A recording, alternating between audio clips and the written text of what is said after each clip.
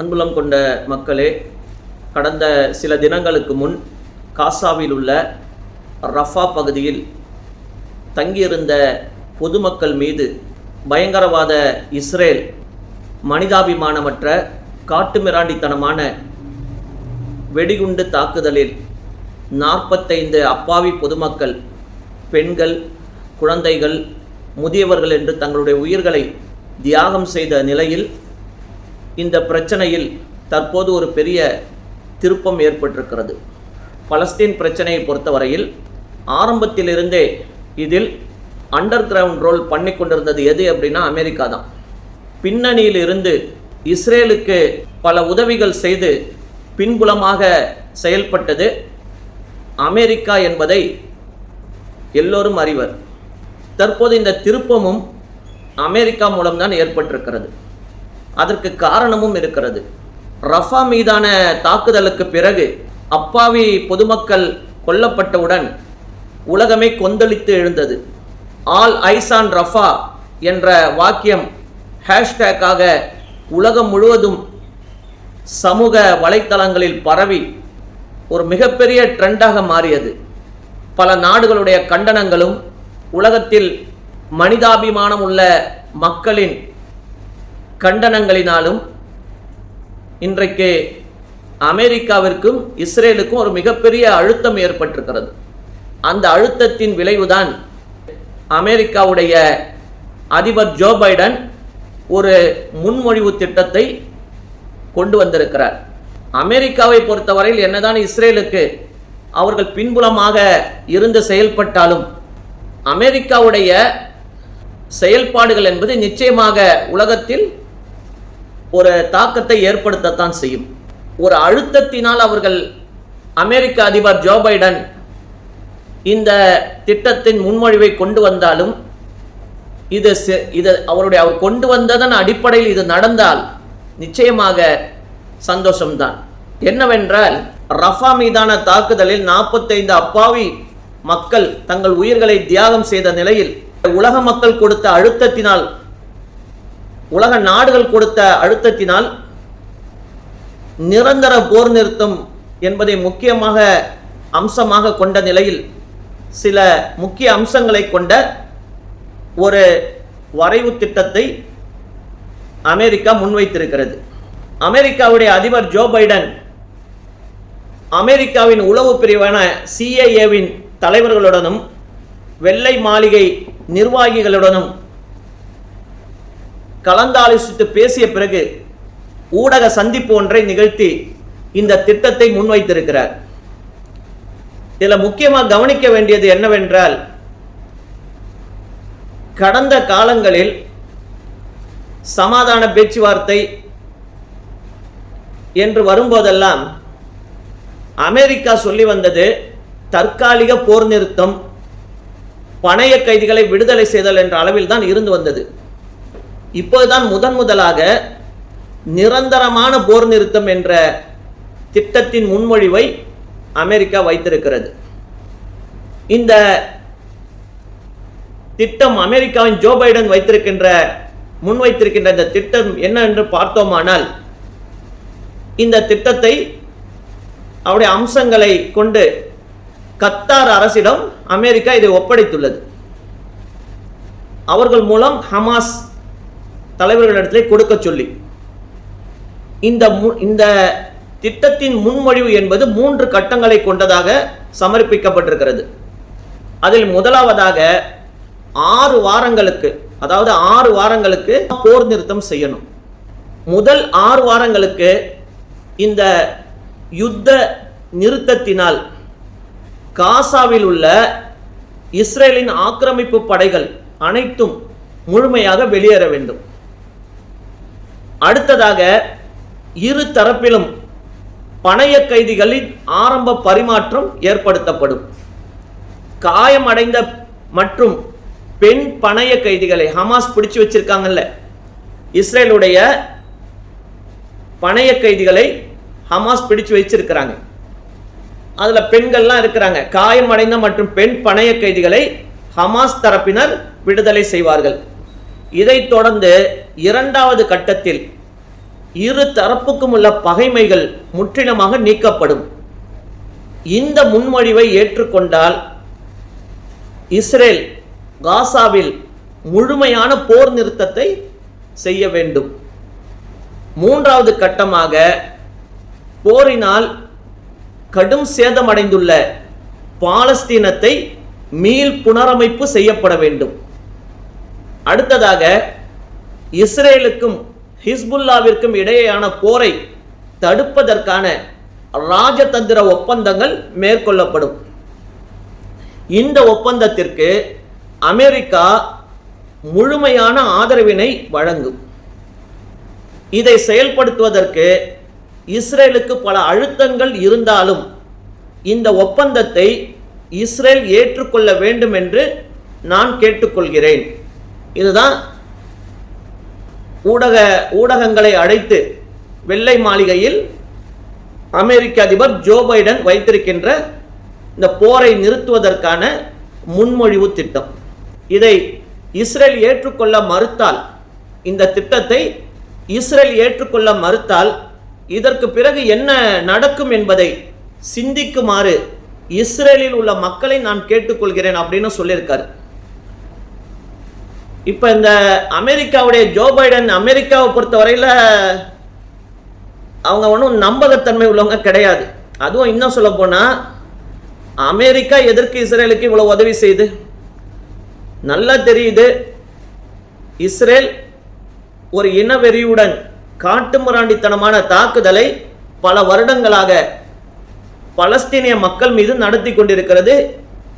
இந்த 7 மாதங்களிலேயே கிட்டத்தட்ட 36,000 மக்களை கொன்று குவித்திருக்கிறது. இதற்கெல்லாம் முக்கிய பின்புலமாக இருந்தது யாரு? ஆயுத சப்ளை, அவங்க போருக்கான ஆயுதங்கள், வெடிகுண்டுகள்லாம் கொடுத்ததே அமெரிக்கா தான். இப்போ அமெரிக்கா அந்த திட்டத்தை முன்வைக்குதுன்னா அதுக்கு முக்கியமான காரணம் என்ன அப்படின்னு பார்த்தீங்கன்னா, இந்த ரஃபா தாக்குதலில் உலகம் முழுவதும் இஸ்ரேல் அமெரிக்காவுக்கு எதிராக மக்கள் கொந்தளித்தது தான்.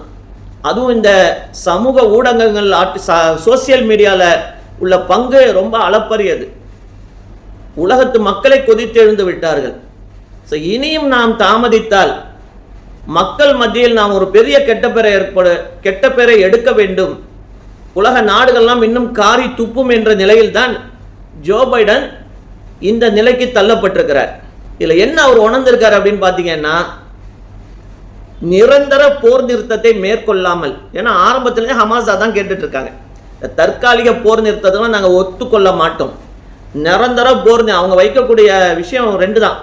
நிரந்தர போர் நிறுத்தம், பலஸ்தீன் நிலத்தை திருட்டுத்தனமாக அபகரித்து முன்னேறி கொண்டிருக்கின்ற இஸ்ரேலுடைய ஆக்கிரமிப்பு படைகள் முற்றிலுமாக காசா பகுதிகளை விட்டு வெளியேற வேண்டும். இப்போது இதை ஜோ பைடன் உணர்ந்திருக்கிறார் என்றே தோன்றுகிறது. ஏனென்றால் நிரந்தர போர் நிறுத்தத்தை மேற்கொள்ளாமல் இஸ்ரேலுடைய பணைய கைதிகளை ஹமாஸிடமிருந்து விடுவிக்க முடியாது என்பதை தற்போது ஜோ பைடன் உணர்ந்துள்ளார். அடுத்து பார்த்தீங்கன்னா, இந்த முடிவை எடுக்கிறதுக்கு அவருக்கு ஒரு அழுத்தம், இந்த அழுத்தத்துக்கு ஆளானதற்கு ரஃபா மீதான தாக்குதல் முக்கிய காரணம். அதனால் ஏற்பட்ட உலக மக்கள் மத்தியில் பலஸ்தீன் மக்கள் மீது ஏற்பட்ட அனுதாபமும் இஸ்ரேலுடைய அந்த இனவெறி கொடூர முகம் இப்போ மக்களுக்கு வெளியே தெரிய ஆரம்பிச்சிருச்சு. மக்கள் புரிந்து கொள்ள ஆரம்பிச்சிட்டாங்க.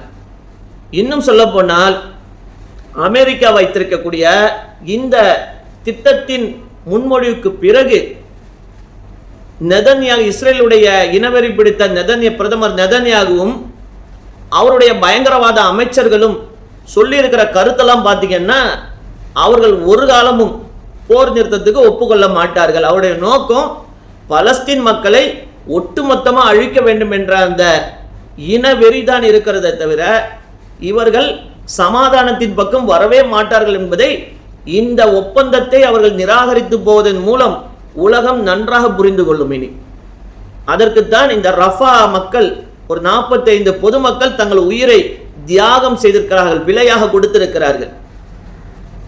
அப்ப இந்த முடிவை எடுப்பதற்கு ஜோ பைடனுக்கு இன்னொரு முக்கியமான அழுத்தம் காரணம் இருக்கு. என்ன அப்படின்னா, தற்போது அமெரிக்காவுடைய தேர்தல் களம் நெருங்கிட்டு இருக்கு.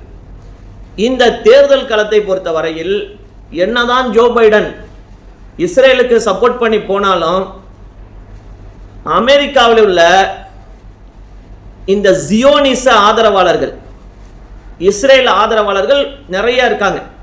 அமெரிக்கா மக்கள்லேயும் கணிசமாக இருக்காங்க, யூதர்களும் இருக்கிறாங்க, நிறைய இருக்காங்க ஜியோனிஸ்ட். இந்த ஜியோனிச ஆதரவாளர்கள் அவர்கள் ட்ரம்ப்புக்கு தான் சப்போர்ட் பண்ணிட்டு இருக்காங்க, ஜோ பைடனுக்கு பண்ணலை. அப்போ ட்ரம்ப்புடைய கை தான் இப்போ ஓங்கிட்டு இருக்குது. இந்த இஸ்ரேல் பிரச்சனைக்கு அப்புறம் இந்த 7 மாசத்துல ட்ரம்ப்பை தான் அவங்க என்ன பண்ணிட்டு இருக்காங்க, ஆதரவு தந்துட்டு இருக்காங்க ஜியோனிஸ்ட் எல்லாம். அப்போ இந்த அடிப்படையில் தற்போது அமெரிக்காவின் தேர்தல் களத்தில் அமெரிக்க முஸ்லிம்களை ஆதரவை பெற வேண்டிய கட்டாயம் இப்போ யாருக்கு இருக்கு, ஜோ பைடனுக்கு இருக்கு. இதை யார் சொல்லுகிறார் என்றால் அமெரிக்காவுடைய அரசியல் பார்வையாளர்கள், பெரிய வல்லுநர்கள் அந்த கருத்தை தெரிவிச்சிருக்காங்க. இப்போ ஜோ பைடன் என்ன இந்த அழுத்தத்துக்கே ஆளானார், இந்த மாதிரி ஒரு போர் நிறுத்த முன்மொழிவை எதுக்கு கொண்டு வந்தார் அப்படின்னு சொல்லும்போது அவருக்கு இப்போ அழுத்தங்கள் ரொம்ப அதிகம், ப்ரெஷர் அதிகமாக இருக்கு. இப்போ தேர்தல் களத்தில் ட்ரம்ப்புடைய ஆதரவு அதிகமாக போகுது. ஏனென்றால் இந்த ஜியோனிஸ்டுகள் அந்த அடிப்படையில் இப்போ அமெரிக்காவில் உள்ள முஸ்லிம்களின் ஆதரவை பெற வேண்டும், கணிசமாக இருக்கிறாங்க நிறையா. ஆதரவை பெற வேண்டும் என்றால் ஜோ பைடன் இந்த திட்டத்தை கொண்டு வர வேண்டும். தற்போது இந்த அழுத்தத்திற்கு உள்ளாகி இருக்கிறார் என்று அரசியல் பார்வையாளர்கள் கருத்து தெரிவித்துள்ளார்கள். இதில் இன்னொன்று என்ன அப்படின்னு பார்த்தீங்கன்னா, மே 6ஆம் தேதி ஹமாஸ் இந்த ஒரு திட்டத்தை முன் வச்சு அவங்க ஒப்புதல் ஒத்துழைத்தாங்க. என்ன அப்படின்னா, அப்போ அமெரிக்கா தான் என்ன செஞ்சு இது மாதிரி திட்டத்தை கொண்டு வந்துச்சு. அது தற்காலிக போர் நிறுத்தம். அந்த திட்டத்தை கொண்டு வந்தப்ப ஹமாஸ் ஒத்துக்கிட்டாங்க. அவங்க கொஞ்சம் ஃப்ளெக்சிபிளாக வந்தாங்க, நெகிழ்வுத்தன்மையுடன் வந்தாங்க. ஆனால் இனவெறி பிடித்த இஸ்ரேலும் நெதன்யாகும் அதை ஒப்புக்கொள்ளலை. அதோடு தான் போர் தீவிரம் அடைந்தது. சரியா? இப்போ அரசியல் பார்வையாளர்கள் என்ன சொல்றாங்க அப்படின்னா, மே 6ஆம் தேதி ஹமாஸ் தரப்பினர் முன்வைத்த ஒப்பந்தத்திற்கு ஏற்பவே சில மாற்றங்களுடன் இப்போது ஜோ பைடன் இந்த திட்டத்தின் முன்மொழிவை வைத்துள்ளார் என்று அந்த அமெரிக்க வெள்ளை மாளிகையின் அதிகாரிகளே அதிகாரப்பூர்வமாக ஊடகங்களில் தெரிவித்திருக்கிறாங்க. இப்ப இதன் மூலம் இஸ்ரேலுடைய நெதன்யாகு ஒரு பெரிய இக்கட்டான நிலைமைக்கு தள்ளப்பட்டிருக்கார். இஸ்ரேலுடைய சேனல் 2 என்கின்ற ஒரு செய்தி சேனல், இஸ்ரேலுடைய சேனல் 2 அப்படிங்கிற ஒரு செய்தி நிறுவனம் ஒரு செய்தியை வெளியிட்டிருக்குது அதிகாரப்பூர்வமா. என்ன அப்படின்னா, இப்பொழுது நெதன்யாகு மத்தியிலும் அவருடைய பயங்கரவாத அமைச்சர்கள் மத்தியிலும் உயர் அதிகாரிகள் மத்தியிலும் ஒரு பேச்சு நடைபெற்று கொண்டிருக்கிறது. அது என்ன அப்படின்னா, இந்த போர் ஆரம்பிக்கப்பட்ட போது ஜோ பைடன் எங்களுடன் இருந்தார், எங்களுக்கு ஆதரவான கருத்துக்களை தெரிவித்து வந்தார், எங்கள் எதிரிகளுக்கு எதிராக எங்களுக்கு உதவி செய்தார். தற்போது நிலைமை தலைகீழாக மாறிவிட்டது. எதிரிகளிடம் பாதுகாத்த ஜோ பைடன் இப்போது அவர்களுக்கு ஆதரவாக முடிவெடுக்கிறார். இது அனைத்தும் இப்போது எங்களுக்கு ஞாபகத்துக்கு வருகிறது. தற்போது எங்களை ஒரு பெரிய இக்கட்டான நிலைக்கு தள்ளிவிட ஜோ பைடன் பார்க்கிறார் என்று அதிகாரிகள் கருதுவதாக அந்த சேனல் 2 அப்படிங்கிற இஸ்ரேலுடைய செய்தி நிறுவனம் நேற்றைய தினம் இந்த செய்தியை தெரிவித்திருக்கிறது. இப்போ இஸ்ரேலுடைய அரசியல் களத்திலேயே ஒரு சிக்கலான நிலைமை ஏற்பட்டிருக்கிறது. அமெரிக்காவுடைய உள்நோக்கம்னு இதில் பெருசாக இருக்க ஒன்றும் இல்லைன்னா உலக மக்களின் அழுத்தம் தான். ஏன்னா இந்த ஆல் ஐஸ் ஆன் ரஃபா என்ற அந்த வாக்கியம் ஒரு ஹேஷ்டாக்காக எல்லாரும் ஹேஷ்டாக் பண்ணாங்க. அதை பரவிடுச்சு. அப்படி உங்களுக்கு தான் தெரியும், உலகமே நிலை உழைந்து போயிடுச்சு கடந்த ஒரு வாரமாக. அப்போ அவருக்கு அழுத்தம் இருக்குது. ஏன்னா அமெரிக்கா பின்னாடி இருந்து தான். ஏன்னா அந்த ரஃபாவில் அந்த கூடாரங்களின் போடப்பட்ட அந்த குண்டுவே அமெரிக்கா தயாரிப்பாக நான் சென்ற காணொலியிலே அதை நான் ஆதாரப்பூர்வமாக சொன்னேன். CNN செய்தி நிறுவனமே அதை ஆதாரப்பூர்வமாக அறிவித்தது. அந்த குண்டே அமெரிக்காவுடைய மேடு தான், அது அவங்க தயார் பண்ணதான் அப்படி சொல்லிட்டு. அப்போ இதெல்லாம் மக்களுக்கு இப்போ தெரியுது, அந்த வீடியோலாம் பார்க்குறாங்க. பெரிய ஒரு அழுத்தம் இருக்குது, எங்கே தனக்கு கெட்ட பேர் வந்துவிடக்கூடாதோ என்ற நிலையில தான் இது அமெரிக்கா தள்ளப்பட்டிருக்குது. ஒரு சிக்கலான நிலைமை இன்னைக்கு இஸ்ரேலுக்கும் ஏற்பட்டிருக்குது. இந்த முன்மொழிவு திட்டத்தை அமெரிக்கா ஜோ பைடன் செய்தியாளர்கள் மத்தியில் அதிகாரப்பூர்வமாக தெரிவித்தவுடன் ஹமாஸுடைய தரப்பில் ஒரு அறிக்கை வெளியிடுறாங்க. அவங்க என்ன சொல்றாங்க அப்படின்னா, எங்களுடைய கோரிக்கை ஆரம்பத்திலிருந்தே நிரந்தர போர் நிறுத்தம், இஸ்ரேலுடைய எல்லா ஆக்கிரமிப்பு படைகளும் காசாவில் இருக்கக்கூடிய எல்லாம் வெளியேறணும். இதுதான் ஆரம்பத்திலே எங்களுடைய கோரிக்கை. இதைத்தான் நாங்கள் முன்வைத்தோம். பேச்சுவார்த்தைக்கு கூப்பிட்ட போதெல்லாம் இவங்க இதை தான் சொன்னாங்க, இதுக்கு ஒத்துக்கிட்டா நாங்கள் பேச்சுவார்த்தைக்கு வரோம் சொல்லி. அப்போ அந்த அடிப்படையில் இன்றைக்கு அதற்கான காலம் கணிந்திருக்கிறது.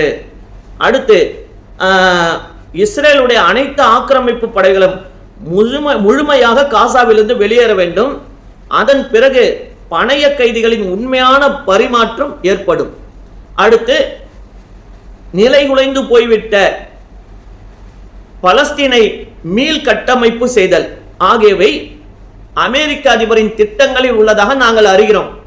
ஹமாஸுடைய அறிக்கை இது, அவங்க அறிக்கை விட்டுருக்கிறாங்க, திட்டங்களில் உள்ளதாக நாங்கள் அறிகிறோம். இது ஒரு நேர்மறையான சிந்தனை என்றே நாங்கள் கருதுகிறோம், நாங்கள் பார்க்கிறோம். நாங்கள் வைக்கின்ற நிபந்தனைகள் அனைத்தும் பாலஸ்தீன மக்களின் உரிமைகளை பாதுகாக்கின்ற எந்த ஒப்பந்தத்தையும் நாங்கள் பரிசீலிப்போம். அவங்க என்ன அறிக்கை விட்டுருக்காங்க, பலஸ்தீன மக்களின் உரிமைகளை பாதுகாக்கின்ற எந்த ஒரு நல்ல ஒப்பந்தத்தையும், அது அமெரிக்கா கொண்டு வந்தாலும் சரி, யார் கொண்டு வந்தாலும் சரி, நாங்கள் ஒப்புக்கொள்வோம். இந்த திட்டத்திற்கு பிறகு நாங்கள் ஹமாஸ் மற்ற தலைவர்களுடனும் எங்களுடைய ஒட்டுமொத்த போராளி குழுக்கள் தலைவர்களும் கலந்து ஆலோசித்து நாங்கள் ஒரு முடிவு சொல்லுவோம், அறிக்கை வெளியிடுவோம் அப்படின்னு சொல்லியிருக்காங்க. இந்த அறிக்கையை உலகம் எதிர்பார்க்குது.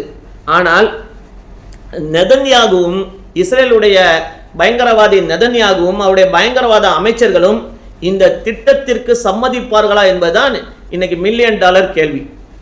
ஏனென்றால் ஒரு விஷயம் நாம் நல்லா புரிந்து கொள்ளணும், இஸ்ரேல் இந்த அளவுக்கு தைரியமாக செயல்படுது அப்படின்னா அதுக்கு அமெரிக்காவுடைய சப்போர்ட்டு தான். இன்னைக்கு அமெரிக்கா அந்த திட்டத்தை முன்வைச்சிருக்குது. இருந்தாலும் இவங்களுக்கு அடிப்படையாக இவங்களை இணைக்கிற விஷயம் எது தெரியுமா? இவர்கள் இருவரையும் அடிப்படையாக இணைக்கிற விஷயம் இஸ்லாமிய சித்தாந்தங்களும் வேதம் அல் குரானுடைய நெறிமுறைகளும் தான் காரணம். இது யூதர்கள் இன்னைக்கு இல்லை, அன்னைக்கே உள்ளது அப்படிதான், அந்த காலத்திலேருந்தே அப்படிதான். இறை தூதர் முகமது ஸல்லல்லாஹு அலைஹி வஸல்லம் காலத்திலேருந்தே இவங்க பயப்படுறதே எதை பார்த்து? இஸ்லாத்தை பார்த்து பயப்படுவாங்க. இப்போ இவங்களை இணைக்கிறதே இந்த ஒரு விஷயம் தான். அதனால எந்த அளவுக்கு இது வெற்றிகரமாக அமையும், அப்போ இஸ்ரேலோட இதை சம்மதிக்குமா என்பதெல்லாம் இன்னைக்கு ஒரு பெரிய கேள்விக்குறியாகவே உள்ளது. ஆனால் இந்த திட்டத்தில் அமெரிக்கா எந்த நோக்கத்தில் வச்செல்லாம் தெரியல, ஆனால் வெளிப்படையாக அறிவிச்சிருக்காங்க. ஆனால் இதில் ஒரு நல்லது நிச்சயமாக இருக்குது. என்ன அப்படின்னு பார்த்தீங்கன்னா, ஹமாஸ் ரொம்ப தெளிவாக அறிவிச்சிட்டாங்க, அவங்களுடைய அறிக்கையில் ரொம்ப நேர்மையான விஷயங்கள் இருக்கு. ஆனால் நெதன்யாகு ஒரு காலமும் நிரந்தர போர் நிறுத்தத்தை ஒத்துக்க மாட்டார் என்றுதான் உலக அரசியல் பார்வையாளர்கள் கருதுறாங்க. அவங்கள பொறுத்தவரை ஆரம்பத்திலேருந்து பார்க்கறதுலேருந்து அவங்க என்ன சொல்றாங்க, அந்த அனலைசிங் பார்க்கல என்ன சொல்றாங்க, கண்டிப்பாக பலஸ்தீன் மக்களை கடைசி மக்களை உயிரெடுக்கும் வரை இஸ்ரேல் ஓயாது. இப்போ இதில் என்ன இப்போ தெரியுது, மக்கள் இன்னைக்கு புரிந்து கொள்ள ஆரம்பிச்சிட்டாங்க. ஹமாஸ் பயங்கரவாத இயக்கம், ஹமாஸ் தீவிரவாத இயக்கம்னு பிரச்சாரம் பண்ணி உலக மக்களை நம்ப வைத்து, உலக நாடுகள் சிலவற்றை நம்ப வைத்து களத்தில் இறங்கி போர் செய்த இஸ்ரேல் இன்றைக்கு அழகான ஒரு சூழ்நிலை வந்திருக்குது மக்கள் புரிந்து கொள்ள. இன்னைக்கு யார் பயங்கரவாதி, யார் தீவிரவாதி, யார் சமாதானத்தை விரும்பல, மக்களை அப்பாவி மக்களை கொன்று குவிக்கும் இரத்த வெறி யார் இடத்துல இருக்கு என்பதையெல்லாம் உலகம் இன்னைக்கு பார்த்து கொண்டு தான் இருக்குது. ரொம்ப அர்த்தமுள்ள வாக்கியமாக அமைந்தது தான் ஆல் ஐஸ் ஆன் ரஃபா. அது இன்னைக்கு உண்மை ஆயிடுச்சு. இன்னைக்கு உலகத்தின் கவனம், உலகத்தின் கண்கள் முழுவதும் ரஃபாவின் மேல் இருக்கிறது. இஸ்ரேல் என்ன செய்ய போகிறது என்பதை பார்ப்பதற்காக பார்ப்போம். உண்மையில் யார் பயங்கரவாதி, யார் தீவிரவாதி என்பதை காலம் பதில் சொல்லும், உலக மக்களும் புரிந்து கொள்வார்கள்.